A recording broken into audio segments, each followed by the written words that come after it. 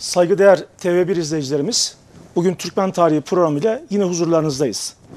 Kısa bir aradan sonra tekrar huzurlarınızda olmak bizleri oldukça mutlu ediyor. Hepinize sevgi ve saygılarımızı sunuyoruz. Sayın Durmuş Hocam, hoş geldiniz. Hoş bulduk Sayın Karakaya. Siz de hoş geldiniz. Küçük bir aradan sonra yine birlikteyiz Türkmen Tarihi programında. Bir seçim geçirdik. Evet. Seçimlerin hayırlı olmasını, hayırlara vesile olmasını dileklerimizi sunalım. Bu arada sizin zannediyorum yeniden büyük bir farkla, %70 aşan bir farkla seçilmeniz söz konusu. Hayırlı olsun. Çok teşekkür ediyorum. Allah razı olsun. Bu arada bayramın birincisi günü acı bir günümüz oldu. Bayramın birincisi günü itibariyle yeğenimizi, genç bir yeğenimizi Abdülkadir Karakaya'yı kaybettik. Sizin yeğeniniz, bizim yeğenimiz elbette. Acı bir kayıp oldu. Rabbim rahmet eylesin. Mekanı Amin. Cennet olsun Amin. İnşallah. Tekrar buradan Allah rahmet eylesin. Bütün ölmüşlerimize Mevla rahmet eylesin. Hepinizden de Allah razı olsun. Arayan sorayan arkadaşlarımıza buradan tekrar teşekkür etmiş oluyoruz. Sağ olun, var olun hocam. Rabbim sabır versin Amin. Ailesine ve sevenlerine tabii ki. Allah razı olsun. Çok teşekkür ediyorum. Hocam ara verdik ama yine sizin programlarınızı takip ettik. TV1'i yine izledik. Tekrar Türkmen tarihinin ikinci versiyonuyla seyircilerimizin karşısına çıktık. Evet. Hocam ben buradan yine soru cevap geçmiş dönemdeki olduğu gibi devam edeceğiz.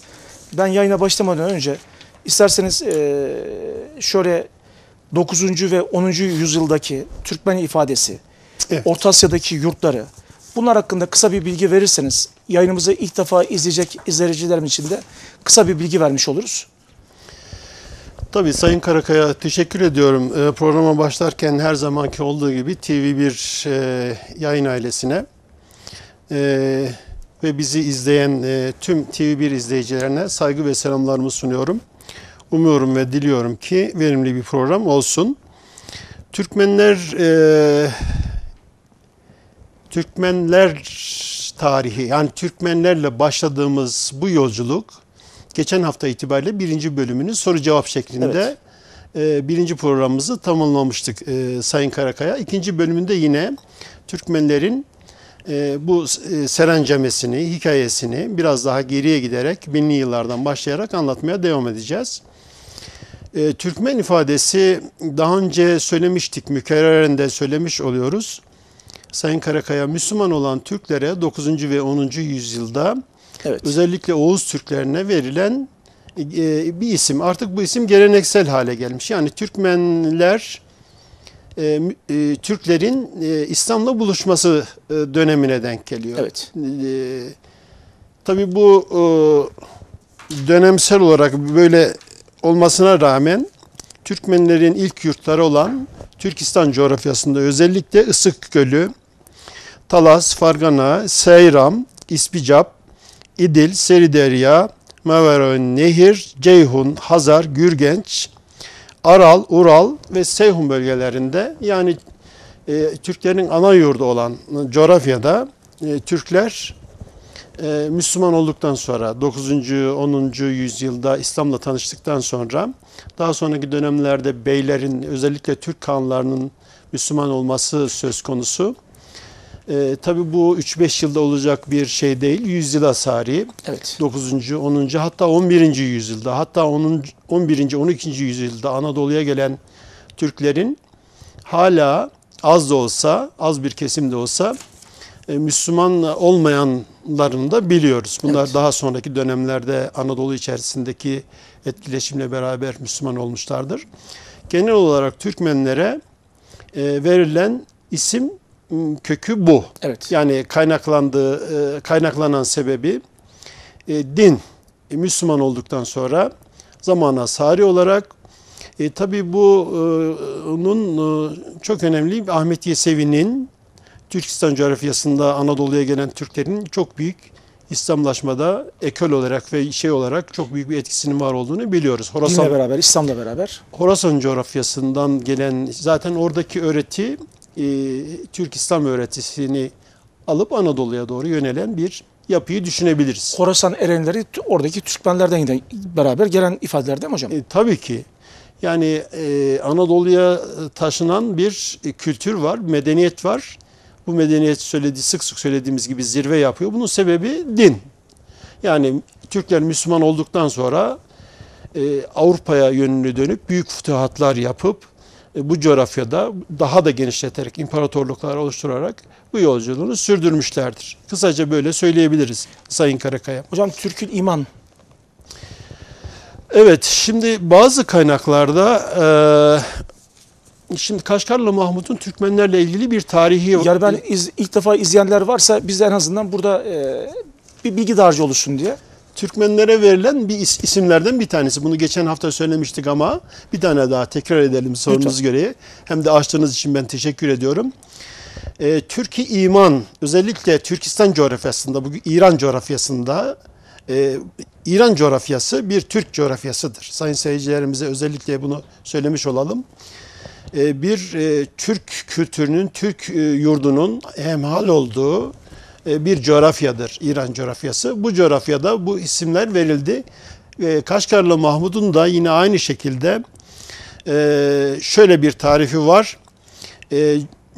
Coğrafya itibariyle tabii çeşitli isimler alsa bile Türkmenler farklı farklı yapılar, terakime gibi buna benzer yapılar arz etse bile mesela Selçuklu döneminde Selçuk'a binaen Selçuki anlamında ifadeler kullanmış. Terakime de bunlardan bir tanesi. Sonradan terekemeler diye de bu yolla devam eden bu şekilde aşiretleri adı buradan geldiğini söyleyelim.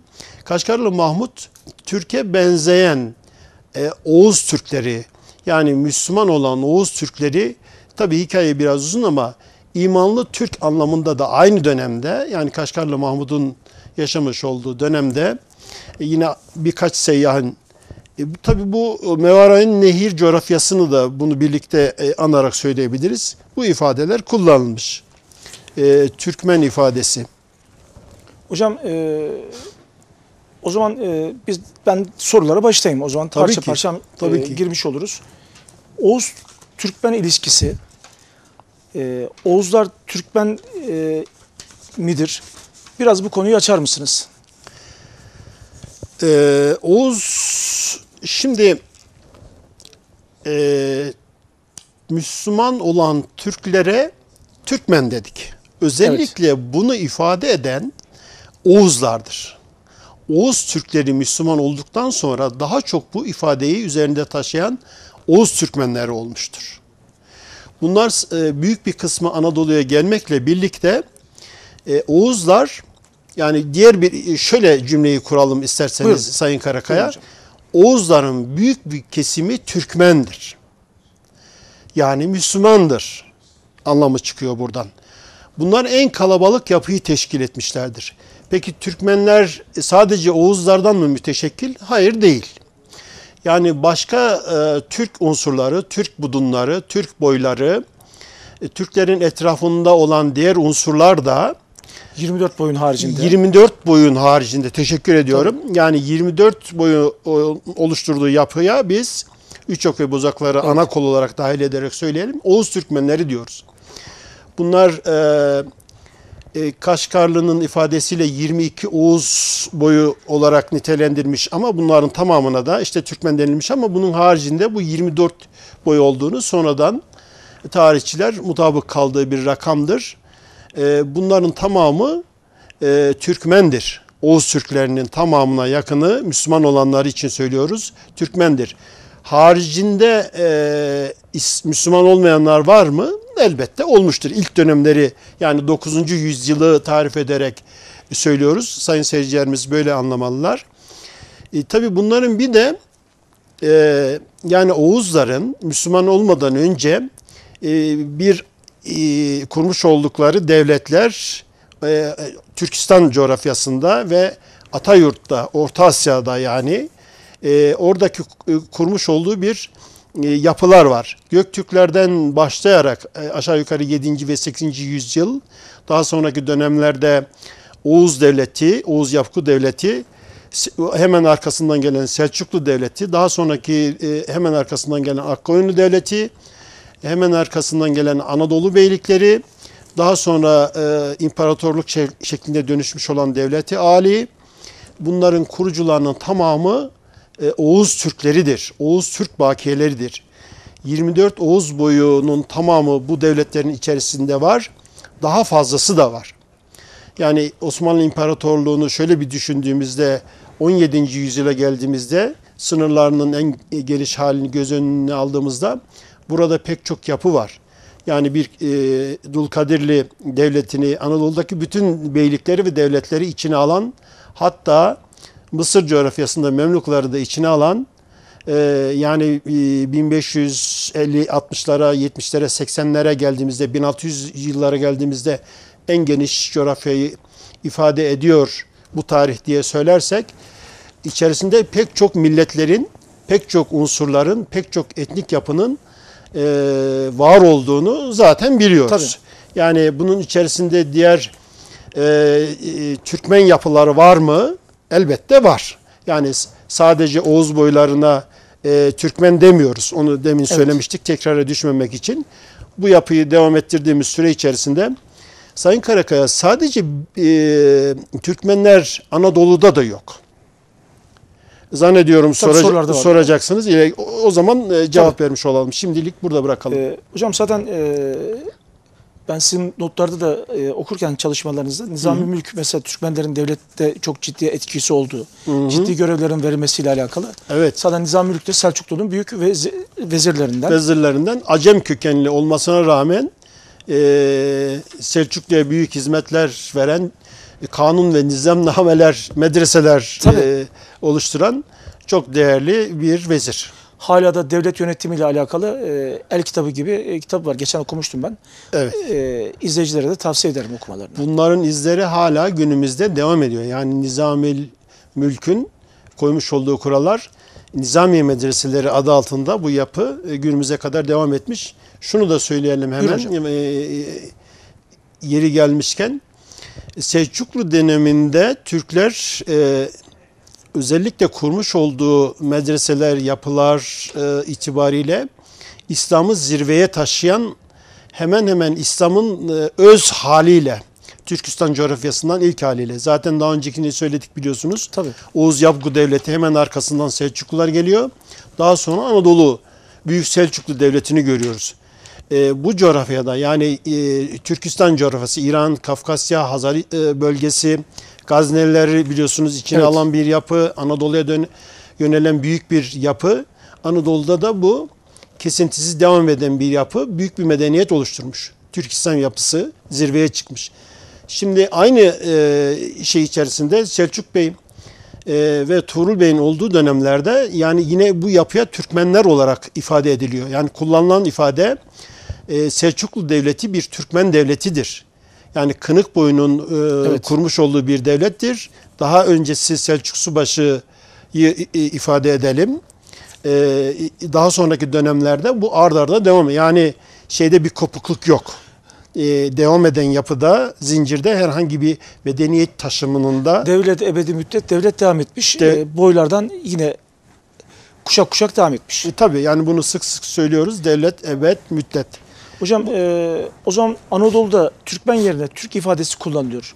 Bunun sebebi neden? Bu çok önemli bir konu Sayın Karakaya. Yani bu her zaman karşılaşılan bir soru. Evet, benim saha çalışmalarında sen Türkmen misin diye sorduğum sorunun karşılığı genellikle Türkmenim olmakla birlikte hayır ben Türk'üm şeklinde duyduğum bir cevap oluyor. Daha önce kısa kısa bahsetmiştik ama Türkmenlerle Türkler Anadolu'da aynı ifadede de kullanıldı.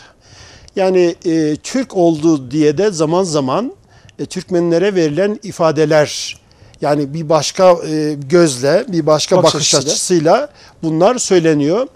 Türkmenler ve Türkler aynı.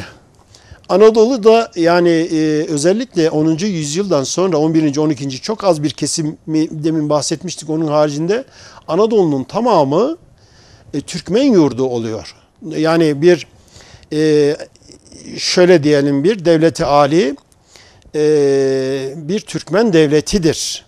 Evet. İlk kurulan Türkmen beyliklerin tamamı Türkmen devletleridir. Şimdi karıştırılan konu şu Sayın Karakaya. Neden ben Türk'üm deniliyor? Evet. Türkmenler daha çok bu yüzyıllarda, yani daha önceki bölümlerde bunun TV1 izleyicilerimiz çok iyi hatırlayacaklardır. Bunları teker teker Anadolu'daki kurulan yapıları, Orta Anadolu'daki sancaklara inen sancakların hikayelerini bölümler halinde kurulan devletleri, beylikleri, Türkmenlerin oluşturdukları yapıyı, sancaklardaki yapıyı uzun uzun anlatmıştık. Evet. Neredeyse 15 bölümü aşan Tabii. Bölümler halinde anlatmıştık. Bunların dönemsel olarak 16. yüzyıla gelene kadar Sayın Karakaya, Evet hocam. Türkmenler daha çok Samsun'dan Adana'ya bir hat çizersek Türkiye Cumhuriyeti'nin üzerinden, haritasından batıdaki bölüm Türkmenler daha çok yerleşmişler. Bunlar yerleşenler, Türkmenler Türk diye anılmaya başlanmış.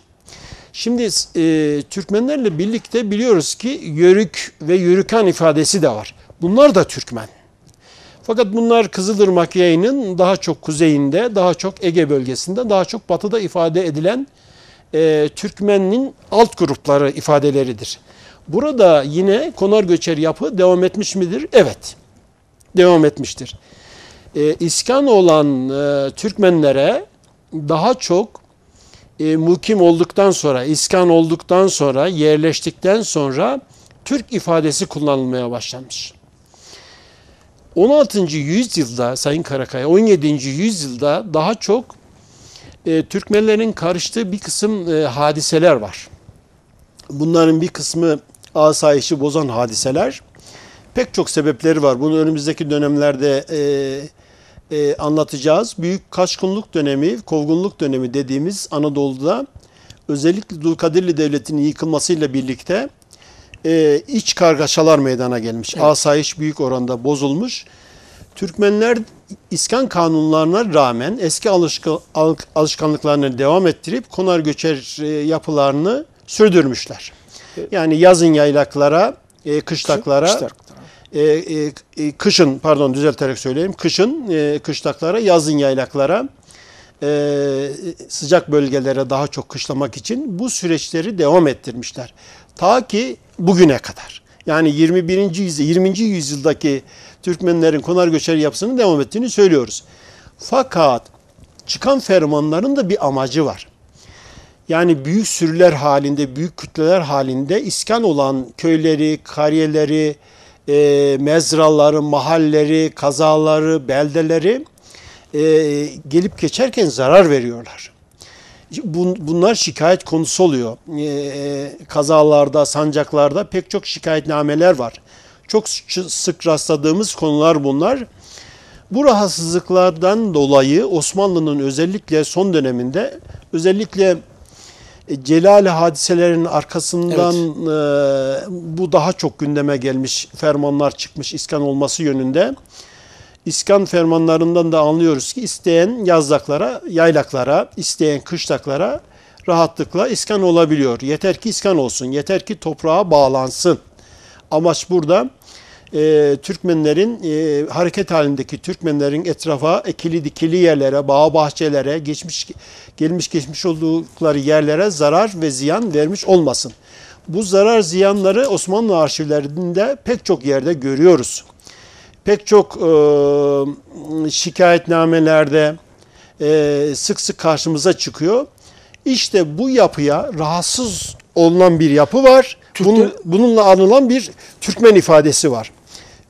Ben iki yapıdan sonra bir de özel olarak burada kanaatimi söylememe müsaade edin.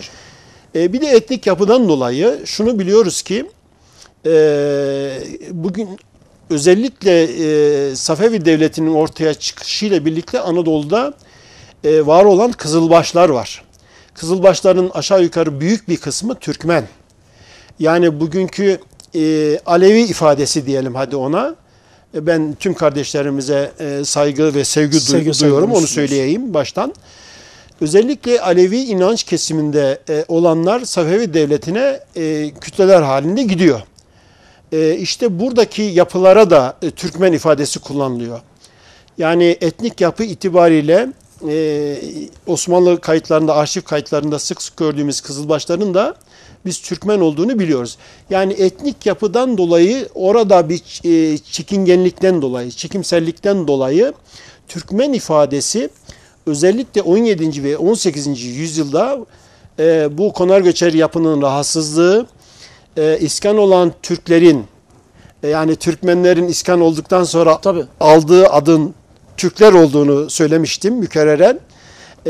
Ve bunların arasındaki bu yapıdan dolayı ona hadi şöyle diyelim nazik bir ifadeyle Türkmenleri biraz daha bu yoluyla biraz daha kaba, konar göçer, biraz daha işte iskandan uzak, medeniyetten uzak diye antiparantez söyleyelim bunu. Bu gerçeği yansıtmamakla birlikte bu ifadeler yerleşikler tarafından kullanılmış. Yani o dönemde Türkmen ifadesinden ziyade Türkler ifadesi, Türk'üm ifadesi tercih edilmiş. Hocam 1100'lerde bile Düzber Zaferi'nden sonra bile sizin notlarınızda ben okumuştum orada. Hı. Orada bile Türkistan'da Anadolu arasında kurulan göç kanallarından sonra şehirlere yerleşen kozmopolit halk köylülerde yerleşmiş Türkmenlere Türk diyorduk. Türk adının uzun süre köylü anlamında da Evet. kullanmışlar. Evet. Şimdi bugün yani 21. yüzyılda anlıyoruz ki Türkmenler ifadesinin, Türkmen kelimesinin anlaşılırlığı 9. yüzyılda, 10. yüzyılda Müslümanlara verilen ifadeler olduğunu çok rahatlıkla ve herkesin, Evet. tüm Türklerin kullanması gerektiğini rahatlıkla sebep ve sonuç ilişkileriyle biz anlatıyoruz. Zaten Tabii. bu programların amaçlarından bir tanesi de bu. Ben acizane şu ifadeyi kullanıyorum. Bugün 86 milyon Türkiye Cumhuriyeti nüfusu var. Anayasamızdaki Türk ifadesi, Türk yapısında düşündüğümüzde bu memleketin tamamında Müslüman olduğunu düşündüğümüzde birisi dese ki, bunu ben rahatlıkla söylüyorum Evet. ama bu ülkenin tamamı Türkmendir. Bu cümle yanlış olmaz.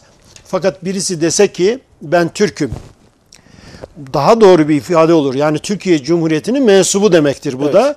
Aynı zamanda büyük bir ihtimalle gayr ekseriyetle anlıyoruz ki %99'u Müslüman olan bir coğrafyada Türk ifadesi de kullansanız aynı olur. Türkmen ifadesi kullansanız da aynı olur. Şimdi buradan hareketle şunu söyleyebiliriz. O zaman Türkmen ifadesini, Yörük ifadesini, Türk ifadesini neyi kullanırsanız kullanın, kullanmak kesinlikle bir çekingenliği durumu yok. Kesinlikle çekinilecek bir yapısı yok. Rahatlıkla söyleyebiliriz. Veya şöyle diyelim, başka unsurlar yok mu? Gayrimüslim bu şeyde ülkemizde yine gayrimüslimler var. Yani Ermeniler var, Rumlar var, başka inanç yapısında olanlar var. Bugün Türkiye Cumhuriyeti'nin zengin bir mozaik diye tarif edersek yapısını, bu mozaik içerisinde evet. Elbette herkes kendi neyi hissediyorsa etnik olarak, yapı olarak neye mensupla, neyi hissediyorsa, kendini nasıl tarif ediyorsa odur.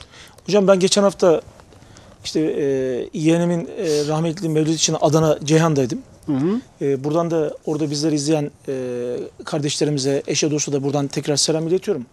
Oradaki bölge Görük kültürü oldukça fazla.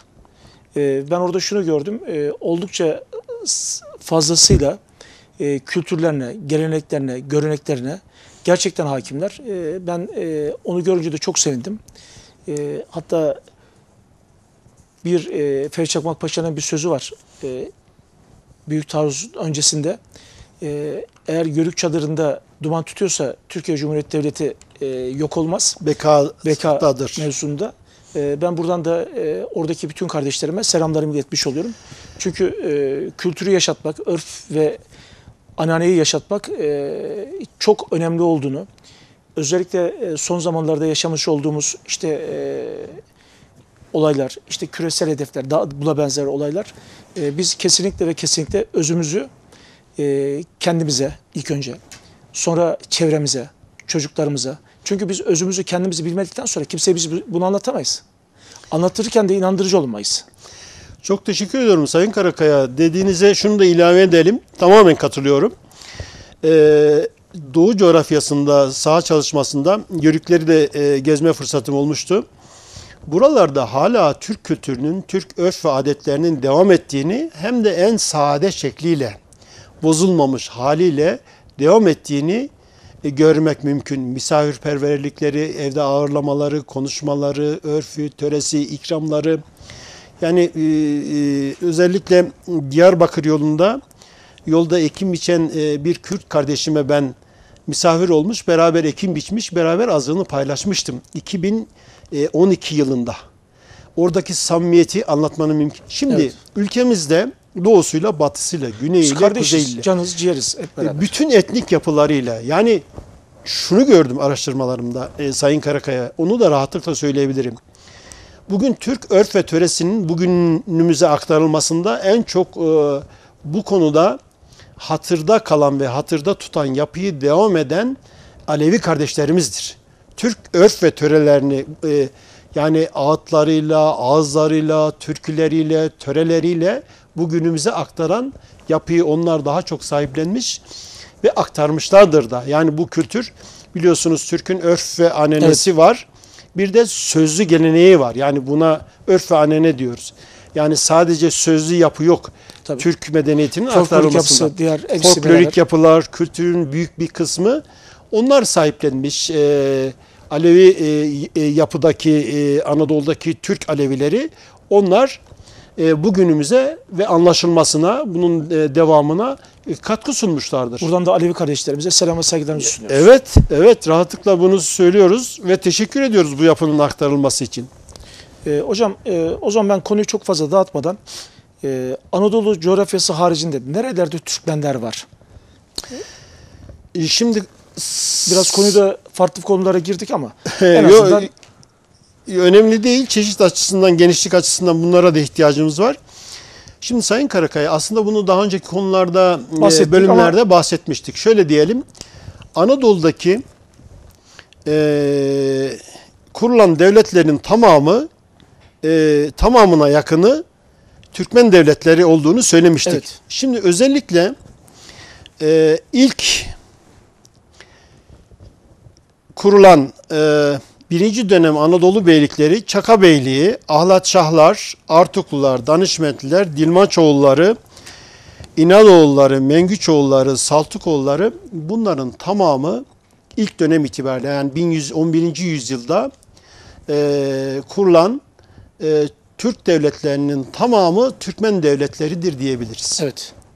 Yani bu saydığımız yıllar işte 1071, yani 1071'den sonra, Sultan Alparslan'dan sonra Anadolu'da biliyorsunuz büyük bir kapı açılıyor. Büyük bir Türkmen iskanı, Türk iskanının var olduğunu biliyoruz. İşte bu beyler, bu yapıya bağlı, özellikle Anadolu Selçuklu, Büyük Selçuklu Devleti'nin de altyapısını oluşturacak bu beylikler, ilk Türk beylikleri, Anadolu'nun daha batısına, daha doğusundan daha batısına her yere yayılarak yerleşiyor. İlk 10 yılda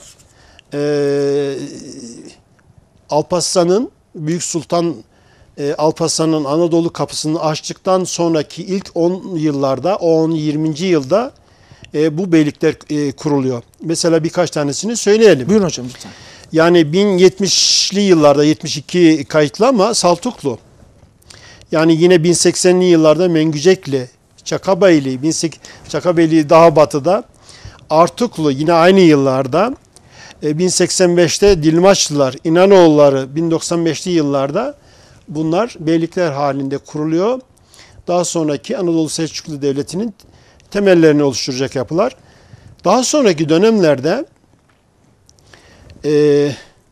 yine ikinci beylikler dönemi var. Alaya Beyliği, Aydınoğulları, Candaroğulları, Canikoğulları, Çobanoğulları, Dulkadiroğulları, Eratna, Erzincan Beyliği, Eşrefoğulları, devam edelim. İnanoğulları, Kadı Burhanettin Devleti, Karamanoğulları, Karesioğulları, Menteşeoğulları, Osmanoğulları, Pervaneoğulları, Ramazanoğulları, Sahip Ataoğlu, Sarıhanoğlu Beyliği, devam eden beyliklerin irili ufaklı 100-120 tane Anadolu'da kurulan beyliklerden sık sık bahsediyoruz. Bunların tamamı bir Türk devleti, Türkmen devleti, Türkmen beyliği, Türk beyliği.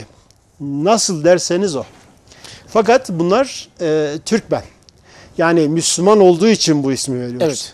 Nasıl ki Kaşgarlı Mahmut binli yıllarda, hatta daha önceki dönemlerde bu ifadeyi Lügat-ı Türk'te rahatlıkla kullanmış, vermiş, tanımlama yapmış. Nasıl ki Selçuk ve Tuğrul Beyler Türkmenleri yanlarına alıp aynı şekilde kendi tebaasından kabul ederek bu beylere de Anadolu'ya futuhat için gönderilenlerden Türkmen beyleri var.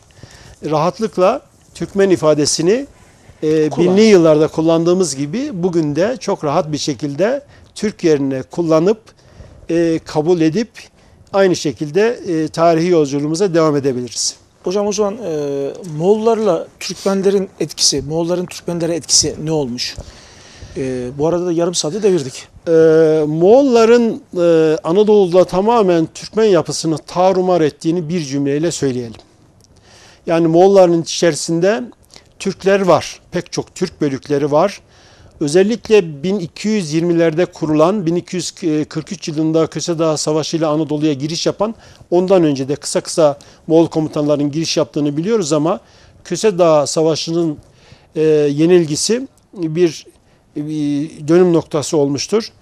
Türkmenleri tamamen batıya, özellikle Orta Anadolu'daki hat üzerinde olan Türkmenler, iskan olan Türkmenleri tamamen kuzeye, Suriye coğrafyasına, bugünkü Kuzey Suriye'ye ve daha batıya, Memlük coğrafyasına doğru itelemiştir. Burada daha sonraki dönemlerde Dulkadirli Devleti, Ramazonoğulları ve diğer pek çok devletlerin, beyliklerin kurulduğunu biliyoruz. Evet. Şimdi daha doğuda Artuklu bölgesinde Akkoyunlular Devleti vardı.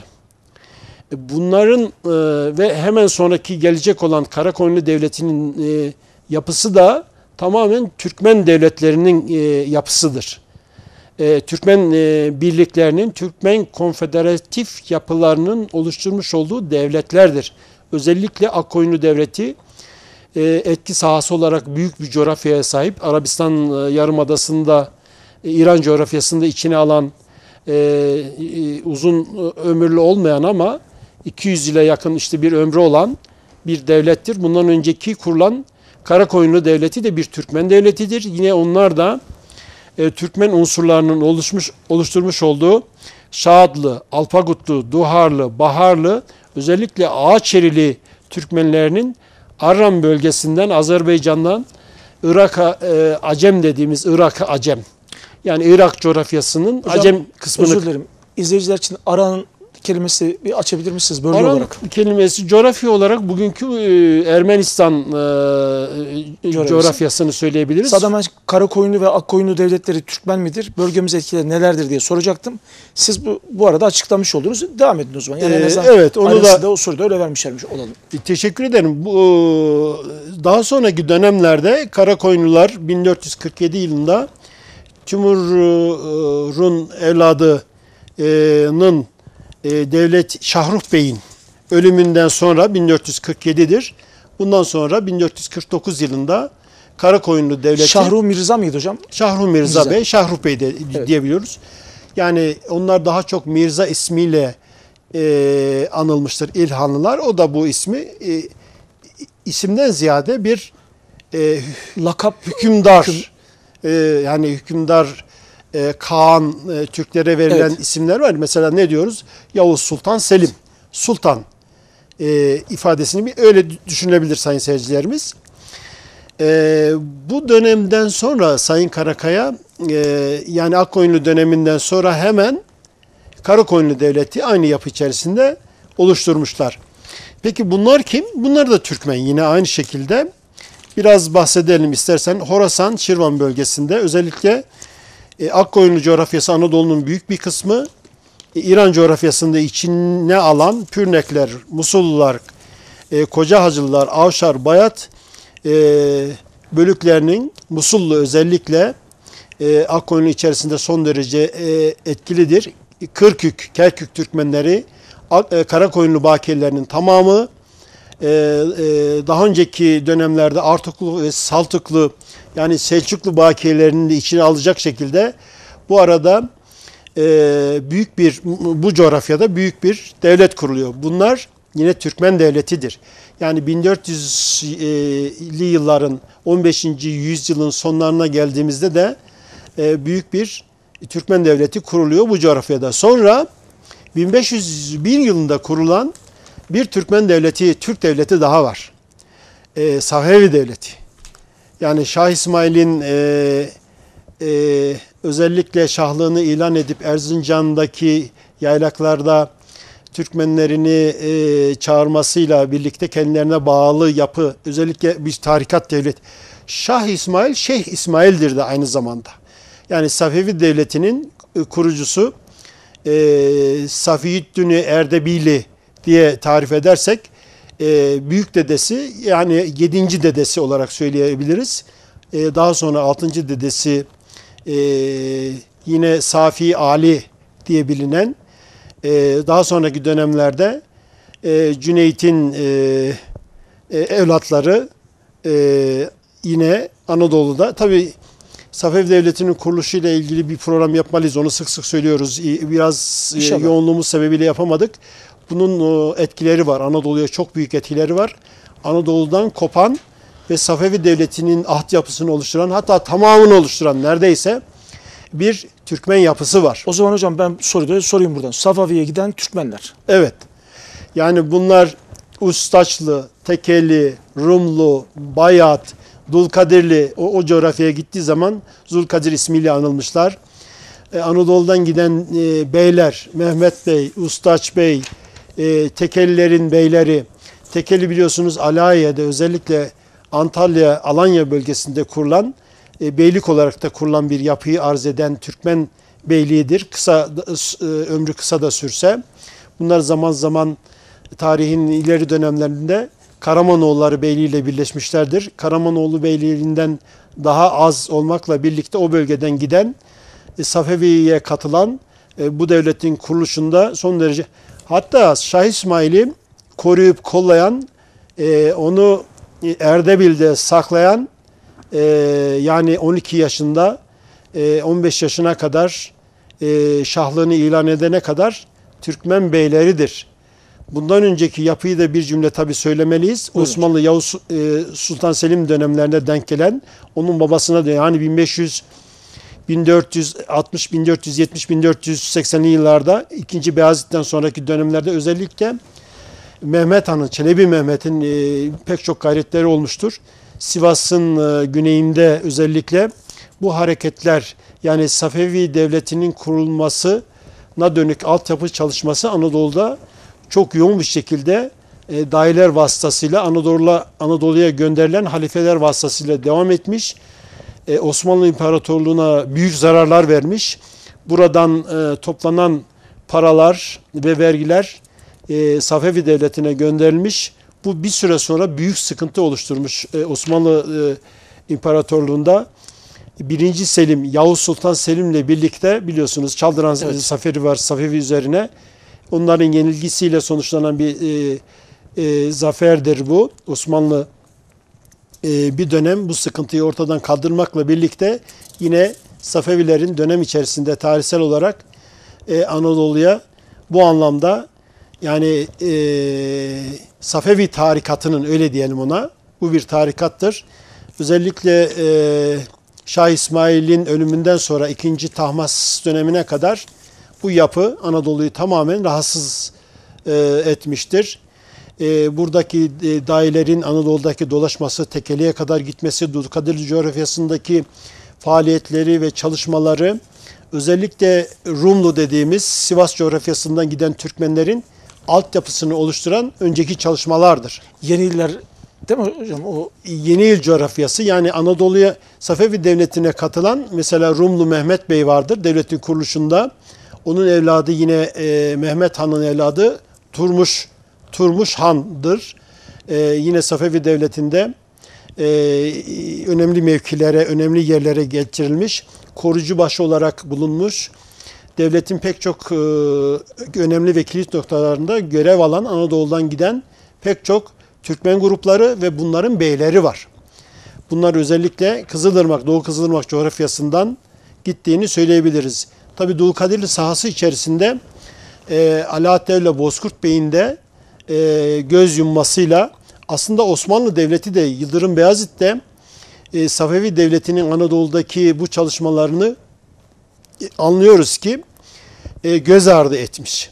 Göz ardı etmiş demeyelim de yani bu kadar büyük bir sıkıntı verebileceğini tarihsel olarak ileride dikkate alamamış. Yavuz bunu dikkate alan ve bu konuda çok aktif olan Çelebi Mehmet ve Yavuz Sultan Selim, özellikle Yavuz Sultan Selim padişah olduktan sonra ki yani ilk hareket Osmanlı'da ilk büyük hareket, yani dünya çapında bir devlet oluşturma hareketi ve hayali Fatih Sultan Mehmet Han'la birlikte başlıyor biliyorsunuz. Sonraki dönemlerde bu yapı sürüp gitmiştir Sayın Karakaya. Hocam buradaki mesela Ulu Yörükler, Sivas-Kırşehir arasındaki yaşayan Ulu Yörükler, işte bunların kışlakları, daha sonra Konya bölgesinden at çeken isim verilen oymaklar. Evet, hepsi, şimdi doğudan batıya doğru bu kurulan devletlerden, beyliklerden bahsetmiştik. Bu beyliklerin tamamı Doğu bölgesinde Karakoyunlular, Akkoyunlular genelde o bölgede hakim olmuşlar. Doğu bölgesinde. Bunlar dağıldıktan sonra tabii 1500'lü yıllarda batıya büyük hareketler ve büyük göçler oluşturuyorlar. Şimdi sadece şunu söylemeyelim. Akkoyunlu ve Karakoyunlu devleti zamanında Anadolu'dan, özellikle Akkoyunlu ve Karakoyunlu coğrafyasından veya Orta Anadolu coğrafyasından bugünkü İran coğrafyası dediğimiz Türkistan coğrafyasına giden Türkmen bölüklerinin var olduğunu biliyoruz. Evet. Fakat bunun zirve noktası neresi diye sorarsak Safevi Devleti'ne katılan büyük kütleler. Yani çok büyük kütleler, yani yüz binlerce çadırın Safevi'ye katıldığını, Safevi Devleti'ni kurduğunu, fakat tarih tekerrür edecektir yine. Elhak buradaki Safevi Devleti'nin inanç ve etnik yapısındaki değişiklikler sebebiyle buradaki Sünni yapıya daha yakın olan, daha önceden orada var olan ve buradan da hasbelkader gitmiş Kaçar Hanlığı'nı, onların bakiyelerini, Rakka'dan dönen yapıları özellikle dikkate almalıyız. Rakka sürgününden, Rakka sürgünün en son bölümümüzde evet. Hocam hatırlarsanız oradan giden büyük kütleler var. Bunlar nereye gidiyorlar? Osmanlı almıyor. Osmanlı sancak beyleri tekrar bunları gerisin geriye iade ediyor. Rakka'ya gönderiyor. Ağır bedeller ödeniyor orada. Bunu söylemiştik. Bunlar daha kolay bir yol bularak Rakka coğrafyasından Safevi coğrafyasına giden, tabi o zaman Safevi Devleti'nin çöküş noktasına geldiği dönemlere 1665'ler, 1770, 1724'leri düşünürsek Safevi Devleti'nin yıkılışını, hemen arkasından kurulan yine o bölgede Avşar boylarının, Kaçar da bunlardan bir tanesidir. Sonradan Kaçar Hanlığı adıyla devlet kuracaktır. Oğuz Türklerinin ve bunlara bağlı Anadolu'dan giden Türkmen bölüklerinin kurmuş olduğu 1900'lü yıllara kadar da devam eden Türkistan, Orta Türkistan, yani İran coğrafyasında kurulan devletler. Bu devletlerin işte bir kısmı, demin de söyledik, Rakka'dan o bölgeye gitmişler. Mesela Bozok coğrafyasında Çobanoğulları diye büyük bir kütle vardı. Evet. Türkmen, bunlar yine İran coğrafyasına giderek orada devlet kurduklarını biliyoruz. Zaten Çobanoğulları geçtikten sonra İran'da çok ciddi derece bir Türkmen akını evet. Yol açılmış oluyor galiba. İran tamamen Türkmenleşiyor. Yani özellikle şeyden sonra Safevi Devleti'nin kurulması. Yalnız İlhanlılardan önce mi hocam?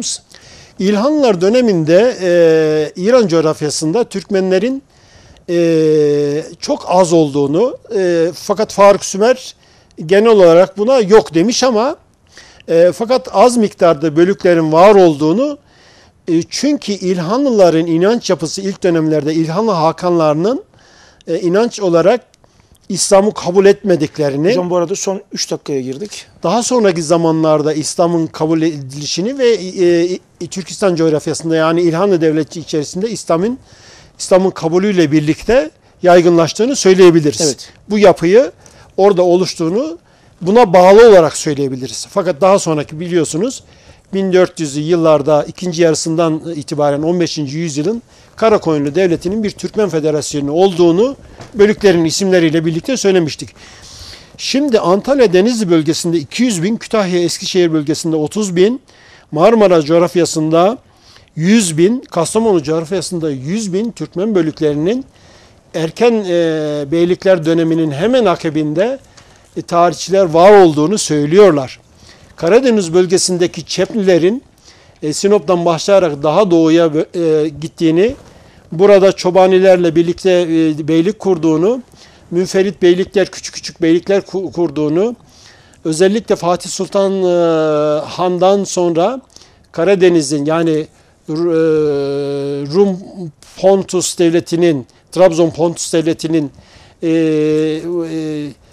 galibiyetiyle birlikte buraya düzenlenen özellikle 1460'lı yıllardan bahsediyorum. 60'lı yılların hemen 65-69'lu yıllarda tamamen bu bölgeye Kelkit, Erzincan, Erzurum hattının kuzeyindeki Çeplilerin, Salurların bu bölgeye hakim olduğunu, yerleştiklerini söyleyelim. Daha batı bölgelerinde de söylediğiniz gibi Orta Anadolu, Karaman bölgesini, Karaman zaten Avşar ağırlıklı bir Türkmen yurdudur. Tekeli bölgesi bir Türkmen yurdudur, Türkmen devletidir küçük de olsa. Karamanlılar daha sonra işte Osmanlılarla etkileşimlerinin var olduğunu biliyoruz. Osmanlı'nın da zaten Türkmen olduğunu daha önce saymıştık. Batıdaki tüm ilk dönem beyliklerinin Türkmen olduğunu. Hocam o zaman Rumeli'ye gönderilen oradaki Evliya-i Fatihan, onların da köken olarak Karaman. Tamamen Türkmen. Şimdi biz Rumeli defterlerinden Sayın Karakaya iyi sordunuz. Rumeli Türkmenleri dediğimiz, Rumeli zaman zaman orada yörük ifadesi de kullanmışlardır. Evet. Hala bugün o bölgelerde Balkanlarda bulunan gerek Müslüman olan o bölgenin unsurları, gerek bu bölgeden giden Türkmen unsurların tamamen Türkmen örf ve adetlerini yaşattıklarını, yörük olarak anıldıklarını, Türkmen olarak anıldıklarını biliyoruz. Şimdi hasbelkader daha sonra Yunanistan, Bulgaristan kurulmuş. Burada Helen etkisiyle ve Bulgaristan'ın Hristiyanlık etkisiyle büyük sıkıntılar çekmiş olan Türkmenler zaman zaman bunlar kuruluşla birlikte Genç Türkiye Cumhuriyeti'nin başlangıcı ile birlikte Anadolu'ya geldiklerini de biliyoruz. Evet. Bunu dışarıda bırakırsak mesela Selanik'te hala ve çevresinde Türkmenlere yapılan zulümler var. Yani özellikle Balkanlar bölgesinde hala haklarını elde edememiş Türkmen yapılarının, Türk yapılarının var olduğunu biliyoruz. Şimdi bunlar nereden gidiyor Sayın Karakaya? Futuhatla birlikte özellikle Osmanlı İmparatorluğu yönünü Balkanlara çevirip yani Marmara'dan Balkanlara geçen futuhat yoluyla elde edilen yeni yurtlar buralara kimler yerleştirilecek? Anadolu'dan giden Türkmenler. Bunlar hala yapısını korumuş, hala aynı adla, aynı Serhat boyla, boyları olmuşlar orada. Serhat boyları, tabii. Aynı adla, aynı boy adıyla, aynı aşiret adıyla yani Oğuzların 24 boyunun adlarıyla bu coğrafyalarda iskan yerlerinin var olduğunu, köylerinin, kentlerinin, bucaklarının, nahiyelerinin bu adla kurduklarını biliyoruz. Sonradan değiştirilse bile. Hocam yayınımızın yine sonlarına doğru geldik. Son cümlelerinizi alayım isterseniz. Sayın Karakaya biz... Zaman yine nasıl geçti ben de anlamadım. Şimdi ben ya şurayı da anlatacaktım dediğim o kadar çok yerler var ki not almışım bunları. Daha çok soru cevap şeklinde gelişti bugün de programımız. Olsun çok da şeyi yok. Keyfe keder diyelim. Önümüzdeki programı da yine Türkmenler 3 şeklinde devam edelim. Öyle görünüyor. Çünkü toparlayamadık Sayın Karakaya. Bu vesileyle TV1 izleyicilerimize ve TV1 yayın ailesine teşekkür ederek önümüzdeki programların ilk programın hatta adını da vererek Türkmenler 3, Türkmenlerin Anadolu'daki yayılımını, gelişimini devam edeceğimizi söyleyerek iyi günler dileyelim. Saygıdeğer TV1 izleyicilerimiz, bugün yine Türkmen Tarihi programının sonuna geldik. Sürçülisan yaptıysak affola. Araştırmacı yazar Durmuş Ceylan hocama tekrar teşekkür ediyoruz. İnşallah tekrar haftaya yeni bir yayında buluşmak üzere. Hepinize Allah'a emanet ediyorum. Allah'a emanet olunuz.